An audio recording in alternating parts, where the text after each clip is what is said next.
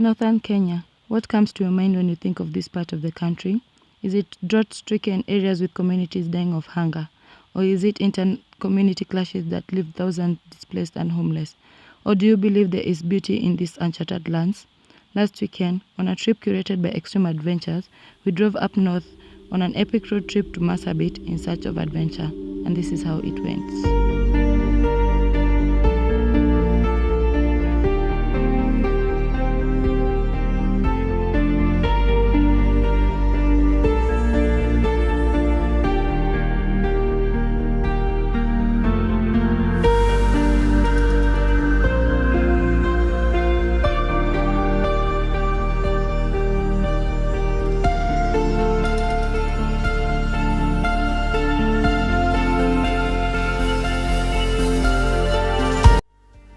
Good morning guys, and welcome back to another episode of Tembea na Mom. So on this episode we're going to Marsabit. We're going up north, northern Kenya. We're going to explore the uncharted lands of Marsabit. We're going to Chalbi Desert. We are currently at Nanyuki Cedar Mall. This is our first pit stop. I'm recording at this weird corner because security is on me. Anyway, so this is the first pit stop. We will be going for the weekend. We'll be going to Marsabit National Park. We'll be checking out the local life in Marsabit. We'll be going to Chalbi Desert, and I'll be bringing you along. So yeah, welcome. Hope you enjoyed this video. Hit that like button, subscribe, hit the notification bell, because remember 2020 we're doing stuff and we'll be posting stuff and you don't want to miss that. So come along, let's go.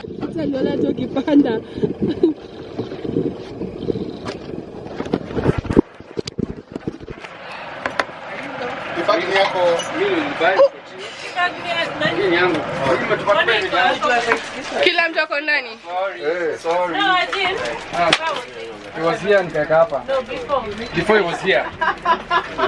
Silikuwa hapa. Wewe una. Hey, check your light, Joe. That's perfect. Wow.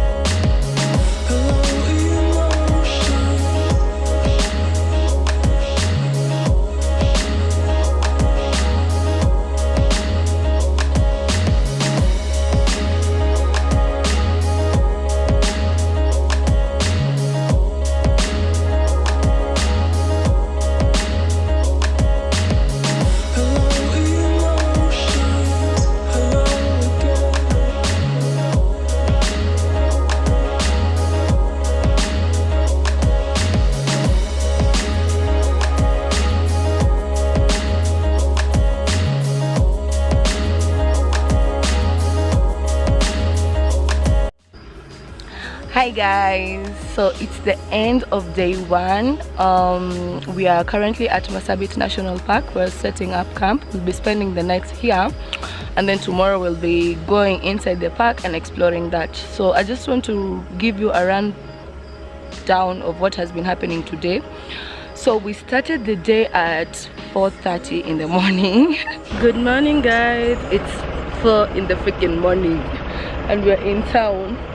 We're about to leave. Sorry, I have a terrible cold, so if I'm nasal more than usual, please excuse me. But yeah, we're set out to go to Marsabit. We're just waiting on a couple of guys, then leave.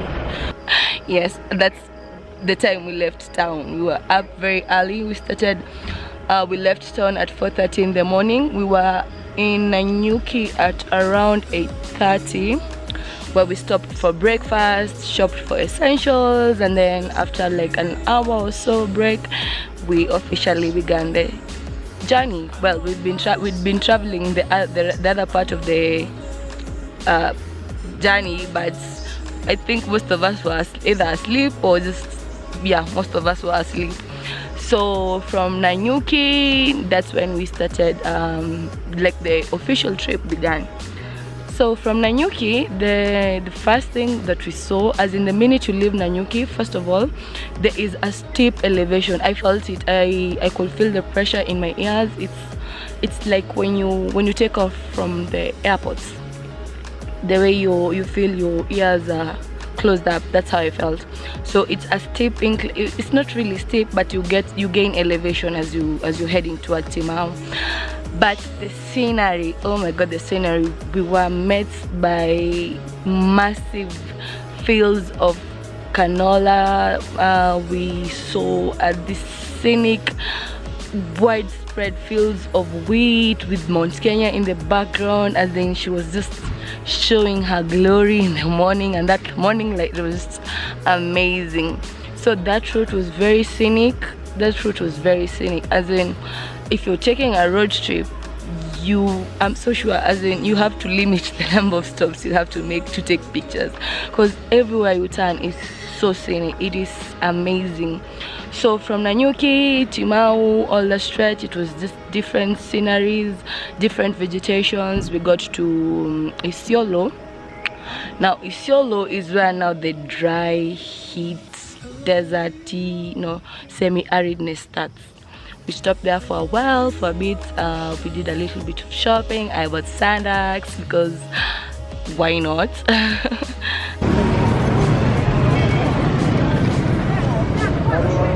Ilikuwa hii? I bought sandals, so we stopped at Isiolo markets. Got to explore a little bit, but we didn't have much time to go around the place. But I don't think there is much to say in Isiolo.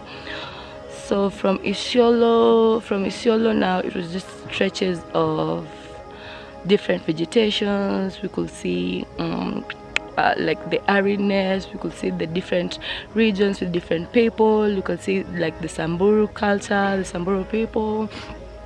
And then when we were approaching Marsabit, I think Marsabit is set up on a higher elevation than all the other towns that we'd passed, because it was just continuous climb, as in even the road was just climbing lane. And then as you're getting close to Marsabit, it gets a bit chilly. It's not as hot as the other places. It's a bit chilly. Even where we are right now, it feels like it has that it's Karura. If you've been to Karura, that's how it feels. It's a bit chilly, and it's surprisingly green, as in, as much as it's been raining on most parts of the country. Yes, there are places we passed and was still dry, but Marsabit is so lush, it's so green. Not really what guys expected. Something else to note about Marsabit: the minute you get to Marsabit, 4G Safaricom, so there is network. The road, oh yeah, tell me this is not the ultimate road for a road trip. Look how smooth it is. It stretches bila shimo, bila bumpy. It's just going to be a smooth ride for you. Can believe that. I think this is the perfect road trip road if you're looking to do a long, easy trip. There is no hassle, there is no potholes on the road. It's just you drive. The only issue you'll have is stopping to take photos. So yeah, that's just the basics of what we've done today. Tomorrow the plan is for us to get into the park, visit Lake Paradise, do a safari in the morning, get to Lake Paradise, and then head out to Chalbi Desert. So tomorrow is the D-Day. Tomorrow is, because I've never been to Chalbi Desert. I was in Marsabit Park when we went to Ethiopia. We passed through Lake Paradise. I've been to Marsabit before, but I've never been to Chalbi Desert. So the desert experience is tomorrow. What else have I forgotten about today? So is it safe to travel from Nairobi to Marsabit? From Nanyuki to Marsabit, we found a couple of police checks, security checks. So you're guaranteed every couple of kilometers you find security. So that was reassuring, and we didn't find we didn't get to any incident or a scenario where we felt unsafe. We didn't feel unsafe at any point. So I think it's safe to say that this route is safe. I know, RIP English, but yeah, it's in my experience it's not been dangerous in any sense. So yeah, so tomorrow we're going to explore the park. We're going to go to Lake Paradise and then have the ultimate Chalbi experience, desert experience, and I'll carry you along with me. Good morning. It is day 2 of our Marsabit expedition. We're just waiting for the other cruiser to get here so that we can begin the day. Yesterday night we were treated to a romantic Valentine themed dinner by Chalbi Desert Extreme. The guys taking us to Chalbi. It was a chill setup. It was a nice chill evening. We had good food, we enjoyed some music. It was a nice surprise. So the other truck is here. So today's plan, we're going to be exploring Chalbi Desert. It is apparently 4 hours. I don't know if you can. Today's plan, we'll be exploring Chalbi Desert. It is apparently 4 hours from a 4-hour drive from here. So I'm sure we'll be spending a better part of the day there. But if we do make it on time, I mean, if we do make it back early, I think we'll go in the park and check out Lake Paradise. But if we don't, I think we'll do that tomorrow. So today is the D-Day. We'll be exploring the deserts, seeing what Chalbi has to offer, and I'll be taking you guys along to show you that you don't have to leave Kenya to experience that Dubai, Sahara, Moroccan, Egyptian desert experience. You can do that in Kenya. I'm hoping for a fun day. I'm hoping for an adventurous day, and I hope we have a good time. Yeah, so see you when we get there.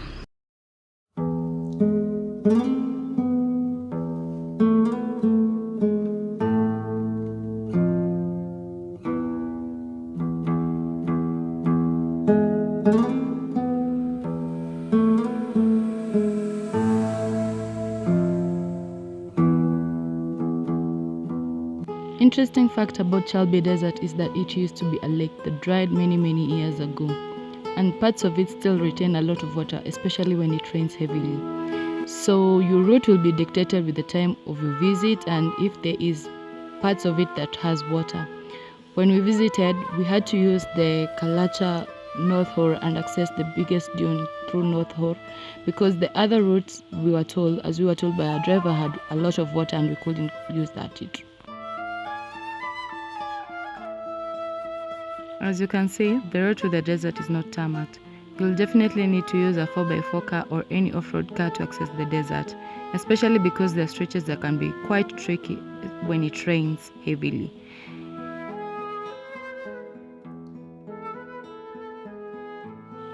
En route, there are no tourist infrastructure to speak of. There are no hotels, there are no sleeping areas. We just pass through tiny villages, the most notable ones being Kalacha and North Hor, of course.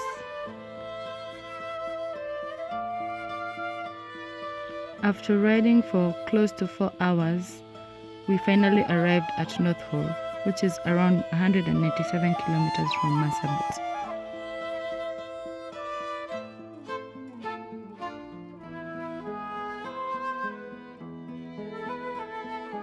North Hor is one of the bigger villages that sits in an oasis in the middle of Chalbi Desert.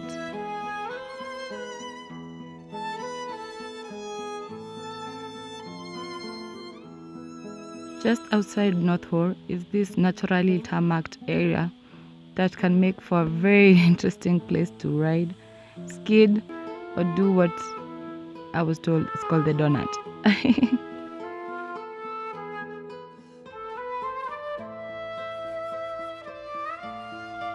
A few meters on the naturally tarmacked area, quote unquote, you'll find the tallest dune in Chalbi Desert.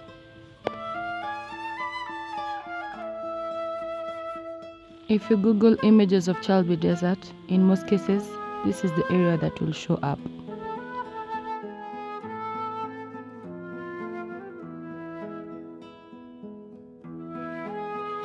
We spent a few minutes here, soaking in the beauty and taking a few pictures, and then went on to explore the oasis of North Hall.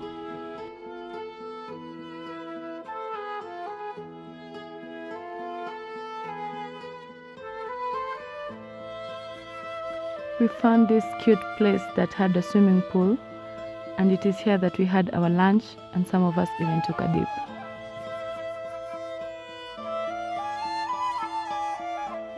After lunch, we went out to find the part of the oasis that never runs dry, where we took more photos, ended our day, and started our 4-hour ride back to Marsabit.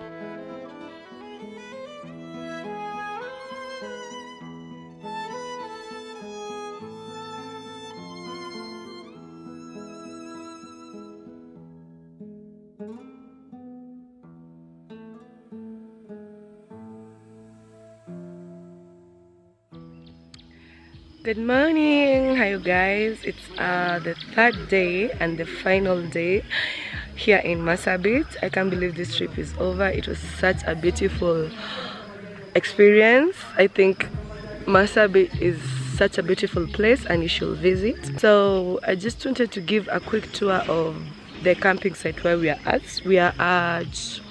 We came in through the Ahmed Gate. So when you come from the gate, the Ahmed Gate, you get in through this road, and then the grounds are like this. So there is you can set up a kitchen, or yeah, you can set up a kitchen. You can set up a stove or a jiko there. There's a tap, and then there's like an empty. Let me get up close. You can set up your grill, your jiko, your whatever there, and then there's a sink there.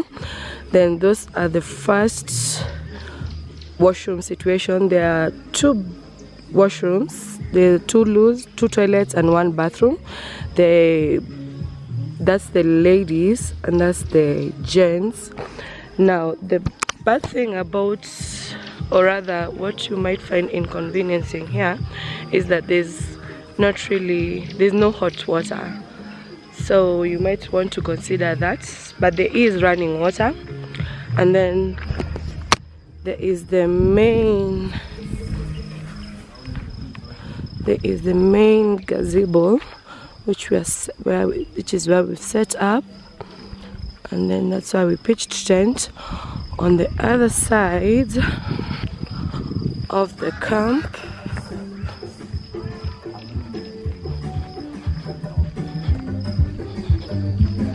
Morning.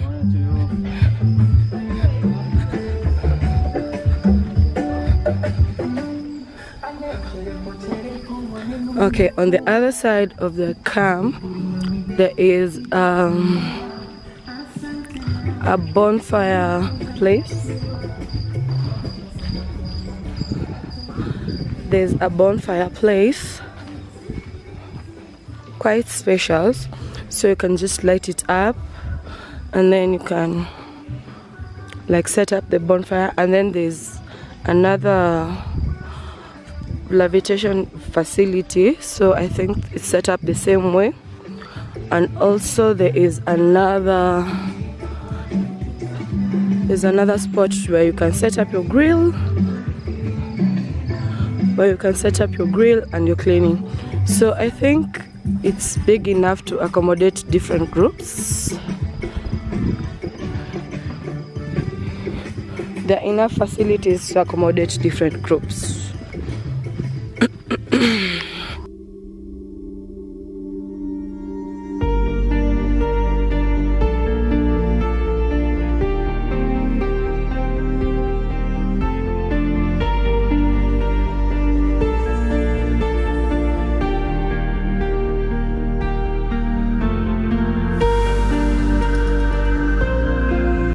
On the last day, we went to explore Marsabit National Park. On a good day, you can be able to spot elephants, buffaloes, giraffes, zebras, and if you're a lover of birds, there are plenty to see here. This is the current state of Lake Paradise, which according to our driver, a neighboring community dug a borehole that tapped into the lake's source of water, making it dry up. It was quite foggy in the morning and we didn't have much time to wait for it to clear up. We spent the little time we had left at this crater lake that is next to what was once Marsabit Lodge.